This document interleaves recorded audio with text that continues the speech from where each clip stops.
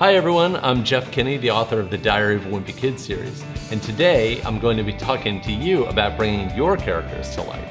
I loved cartoons and comics as a kid. I especially loved Peanuts, Calvin and Hobbes, and Big Nate. And what I really learned from drawing as a middle schooler for the Diary of a Wimpy Kid books is that cartooning is all about simplicity.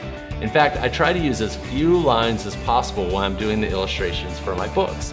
I'll give you a demonstration of how changing just a few lines can really change the way the characters look.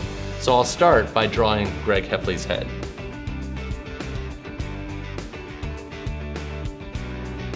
And now I'm going to cheat a little bit here. I'm going to copy this 4 times. So I wanted to show you how easy it is to change the way that Greg looks like he's feeling. So first of all, I'll start with a frown. You might notice that Greg is frowning on almost all of the covers of the Diary of a Wimpy Kid book. So here, we'll make him happy. And here I'm going to go with an open mouth look. So this is an open mouth look. And we'll return to it in a second. And here also, I'll draw an open mouth look. So now we've got 4 expressions, but I'm going to add to this. So here, Greg has his mouth open, you can see his tongue, and here we're going to see Greg's gritted teeth.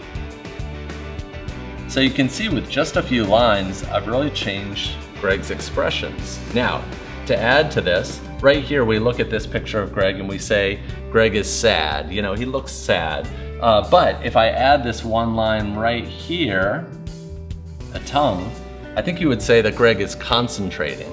And maybe I'll add a little line under his eye. And now Greg looks like he's really concentrating, but he's also a little bit tired. Here, if I add a tongue to this smiley face, now I think we would say that Greg is actually hungry. So a totally different expression by just adding a tongue.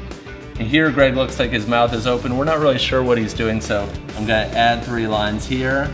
And now I think Greg is talking. If I add an angry line right here, I think Greg is shouting.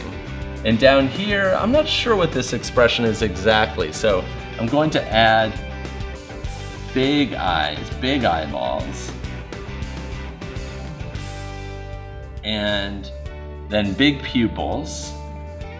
And I think here, Greg looks like he's scared. So if I draw these lines right here, now that really sells it. Now you really know that Greg is scared. So you can see, you just add a few lines to these characters or subtract a few lines and the character looks really, really different. My tip for becoming an illustrator is to copy the drawings of your favorite illustrators. When you copy someone else's style, it helps you to figure out how they did what they did. And that helps give you tools to develop your own style.